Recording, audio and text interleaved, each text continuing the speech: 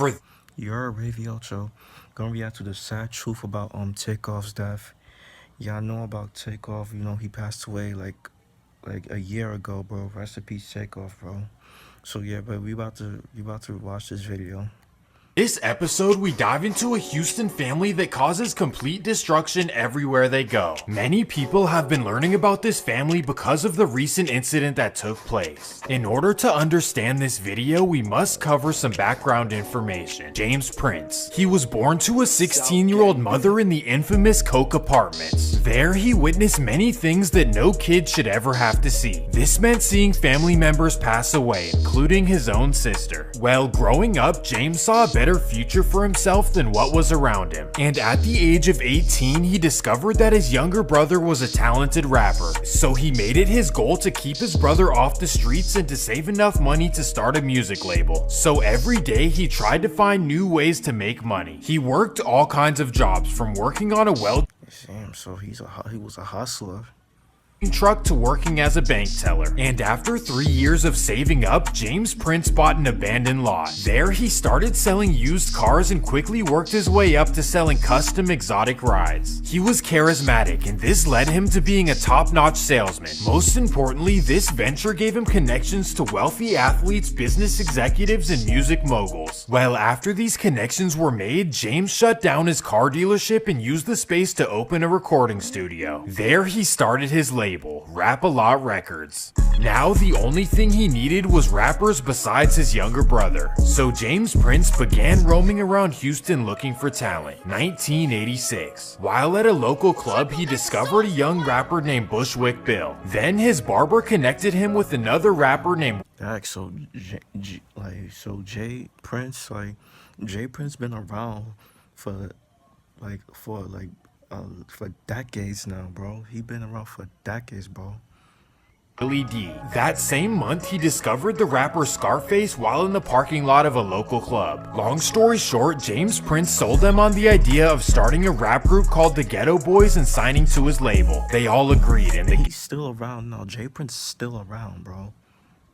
Ghetto Boys To this day. instantly took off to major success, while James Prince reaped the financial benefits. By the age of 23, Jay Prince had already purchased a house for his mother in a 30-acre ranch. Rap-A-Lot Records built larger and larger by signing artists such as New Orleans' Juvenile, Houston's Pimp C, Bun B, and Oakland's Yuckmouth. During this time, Jay Prince gained the reputation of being the ultimate mediator and protector. He had close relationships with top dogs in every city. It's even rumored that he and Larry Hoover were so tight that any Rap-A-Lot artist was instantly protected by the Gangster Disciples when they touched down in Chicago. Well, the first test of Jay Prince's respect level came in 1996. During this time, Pimp C and Master P were beefing over contractual issues. Essentially, Pimp C thought that he wasn't compensated enough for his song Break 'Em Off. So rumors say that Master P had ordered the kidnapping of Pimp C after he publicly disrespected him. This infuriated Jay Prince, so he instantly called up Master P. Over the phone, Master P allegedly communicated that he was putting a green light on Pimp C for what he had said. Jay Prince warned him to back off of his artist, and that's exactly what happened. This is when the industry knew that Jay Prince had massive respect. All of this took place in the late 80s through the 1990s, and that takes us to the 2000s. After his music ventures, Jay Prince entered the world of boxing. In 2003, he officially Damn, Jay Prince have connections with boxers too, bro. became Floyd Mayweather's manager, and this would not go well. Rumors say that contractual issues destroyed their relationship. Eventually, Floyd had enough of Jay Prince as his manager and decided to do something petty. He moved his next fights past the deadline of their final contract. This way, Jay Prince would not receive his 20% of the revenue. Well, of course, this was bold and courageous by Floyd, because Jay Prince is not somebody you want to get upset. So when he heard the news, he instantly called up Floyd's boxing promoter Bob Arum. Now mind you, this guy is allegedly old New York Mafia, so he's definitely no joke either. Essentially, Jay Prince said that he wanted his revenue one way or another. So instantly, Bob Arum wrote him a $600,000 check to get him to back off Floyd. This is the kind of fear that Jay Prince installed throughout the music and entertainment world. Well, while focusing on boxing and other financial ventures, Jay Prince's sons got involved in the music industry. So first, let me introduce you to his children. children. Jay Prince has 3 sons, Jay Prince Jr., Baby J, and Jazz Prince. It's safe to say that these princes are nothing like their father. They weren't raised anywhere near the 5th Ward. Instead, they Grew up in the barbs. were raised in a giant mansion all the way in the suburbs. This upbringing consisted of endless abundance, supercars, luxurious vacations, and you name it. Jay Prince even owns an island off the coast of Belize. So it's safe to say that the Prince kids' upbringing was far from anything close to the 5th Ward. This of course is a great thing, and it's what any man should want for his kids. However, one thing has to be understood. These kind of rich kids will lack a certain type of grit and grind. They usually have no sense of what it's like to earn something. However, rich kids who know and accept their identity will be loved and respected for acting like themselves. For example, people love and respect Steph Curry, Klay Thompson, O'Shea Jackson Jr., and the list goes on. But the Princes, specifically Jay Prince Jr., are not this way at all. These guys want power, respect, and most importantly to be feared. I would describe them as Chet Hanks, Tootie Raw, and King Harris all combined into one. But let's get like King, especially King Harris, like this, he be wild now. He's trying to act like he from the hood, bro. Like, just be grateful that you from the burbs, bro. Like, come on, bro. You know how many like kids like your age that want to be in your position, bro. Like, just be like, I don't understand why, like, suburban like people like want to be from the hood, bro. Like, it doesn't make sense, bro. Like, you don't want to know what the hood is like, bro. Like, you're not from the hood, so stay in the suburbs, bro. Like, cause I wish I was in the suburbs, bro. Like, come on, bro. Like, you should be hyped that you in the suburbs, or you in the suburbs, bro. You got money, you could do whatever you want, bro. Like, come on, bro. Like, back on track. 2008. This is the year where Jazz Prince discovered Drake on MySpace. He knew that Drake was from Canada, which at this time would end a career. Regardless, he saw the potential and connected him with his father. From there, the Princes flew Drake to Houston and the rest is history. They connected him to Lil Wayne, Birdman, and Bun B, and we know the rest. Because of this, Jazz Prince is forever a legend in hip-hop history. He had a vision that no one else could see. But for Jay Prince Jr., this guy, we're not really sure what he's done other than being his father's son. Well, we do know that he started something called Mob Ties, also known as Malibu's Most Wanted. I'm just kidding. And here is what people say they do. Mob Ties is known to be active all around Houston causing problems. And Jay Prince Jr.'s biggest objective is gaining respect. In fact, Adam22 asked him what his upbringing was like, and here's what he said. Let's talk a little bit about your upbringing, because I feel like at least part of why people are so fascinated about you is because they see the enormity of Rap-A-Lot and everything that your father accomplished and shit, and people probably are just so fascinated by the idea of growing up in that environment. So talk to me a little bit about that. We come from the school of hard knocks. Like, something that I value about my family and my upbringing is respect. Like, that's something that we demanded. It's something that we live and die by. So I can't compare my upbringing to others because I come from a different type of cloth. you come from the suburbs, bro. You know what I'm saying? Like, Jay Prince Jr. and Mob Ties are known to demand rappers to check in with them whenever they come to Houston. Essentially, this is the oldest trick in the book. Create the Like, just like, it's like LA, bro. People want you to check in with them in LA, bro. Like, which is crazy, bro. I don't understand, like, what's the checking in part, you feel me? Like, I never understand, like, the checking in part. Like, why can't just, you know, you feel me? Whatever, y'all get what I'm trying to say, bro. problem so you can be the solution, and of course this comes with a fee. Yes, the rich kids who were handed everything are trying to extort those who made it from the bottom. And that takes us to incident number 1, June 22nd, 2020. While away from his Houston home, Mob Ties members break inside Youngboy's garage. They record the invasion and steal some valuable possessions. Check it out. And Youngboy shit. Recorded it, they're dickheads, bro. Like, why would you record yourself like in somebody's house, bro? Like, y'all retarded or something, bro. Like, After you're incriminating yourself.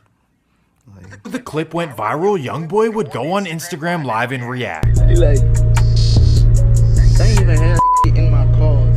At first, Jay Prince would call Youngboy dumb as a box of rocks, but then he would post a video with the keys to Youngboy's McLaren. This was the younger generation's introduction to the Prince family, and instead of being seen as the legendary entrepreneur that he is, Jay Prince's name is slowly being seen as Lorenzo from Lottery Ticket. This whole ordeal of breaking into Youngboy's home seems low down and far below what a multi-millionaire family should do. Like, why take from a guy who rose from poverty and earned his success? Especially when daddy handed you your money. But unfortunately, this would only be peanuts compared to the later incidents. So let me set the context. Over and over, we've seen Jay Prince Jr. and Mob Ties inviting rappers to Houston to hang out. They partake in street-level shenanigans like shooting dice, hanging out in the 5th Ward, and who knows what else. And that takes us to September 4th, 2022. Lil Boosie invites Chicago's Duke the Jeweler to his Houston concert. There, Duke delivers a beautiful new piece of jewelry to Boosie before the show. Well, after the show, Duke the Jeweler starts shooting dice with Jay Prince and all of Mob Ties. There, Duke bets his hard-earned money while wearing $1 million around his neck. On the same side of the table, Jay Prince Jr. is betting his daddy's thousands while wearing a chain that his daddy bought for him. Well, during the dice game, it's alleged that Duke hit for $100,000 out of Mob Ties' pockets. After winning the money, it's alleged that Duke walks back to his car with $100,000 in cash. And there, a man walks up to him. Bang. Instantly, Boosie was blamed for this because he invited him to the concert. However, I highly doubt that Boosie would do something like this, especially given his new reputation. He's known to be generous by tipping thousands of dollars to waiters and paying people a lot of money for small favors. At this point, Boosie has become a stand-up guy in the industry who speaks his mind and just wants the Boosie don't care, bro. He gonna speak his mind whatever, like, he wants to. best for him and his family. And still at this point, the world wasn't tuned into Mob Ties and what they had potentially going on. However, the Youngboy and Duke incidents definitely shed some light. And that takes us to Halloween 2022. Mob Ties invites Quavo and Takeoff to Houston to attend a birthday party for Jazz Prince. First, Jazz and Jay Prince take the Migos to their daddy's neighborhood, the infamous 5th Ward. There, they drive Quavo and Takeoff to the bowling alley for the private party. A woman at the Why in the hood though, bro? Why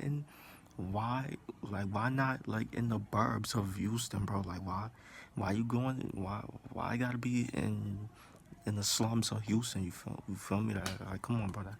Anything could happen. Anything could happen in the hood, bro. Y'all know this, bro.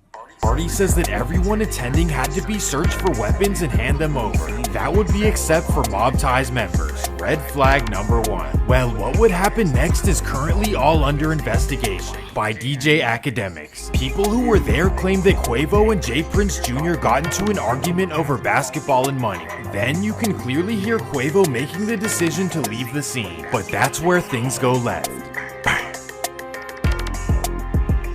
In the video, you can see Jay Prince Jr. walking away like nothing had just happened. This did not sit well with me. It's almost as... let me stop. Well, the next morning, everyone woke up to the news in disbelief and the entire music world was crushed. Even Jazz Prince would make an Instagram post alleging that he just woke up to the news, as if he wasn't there. Red flag number 2. Overall, this incident was completely unnecessary. All over the internet, Jay Prince and Mob Ties have been getting hate for the past week and it's well deserved. Well, just when you thought that this story couldn't get crazier, Whack 100 would go on Clubhouse and Whack 100 always on Clubhouse, bro.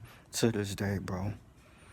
reveal some wild news. He claims that the alleged Takeoff assailant lost his life in the 5th Ward, so who knows what this could be about. Overall, I want to end this video by showing love to the Migos, especially Takeoff. I will say that it did bother me that they were claiming Atlanta while being from Lawrenceville, but that's not really a big deal. In all honesty, these guys were trendsetters, music revolutionaries, and shifted an entire culture single-handedly. The Migos will always be legends for how they push the culture. Yeah, bro, that's that, bro. So yeah, bro, rest in peace, Takeoff. Like I said, bro, Migos, like Migos not gonna be is never gonna be the same without Takeoff, bro. Like, it's sad that he had to lose his life over something stupid, bro. Like, it's dumb, bro. So yeah, bro, let me know what y'all think. Let me know what's your favorite like Migos song. Let me know what is your favorite Takeoff song, because Takeoff has like a singles like individually song. So yeah, make sure you guys like, comment, subscribe. Y'all know the vibes. We're checking out you were.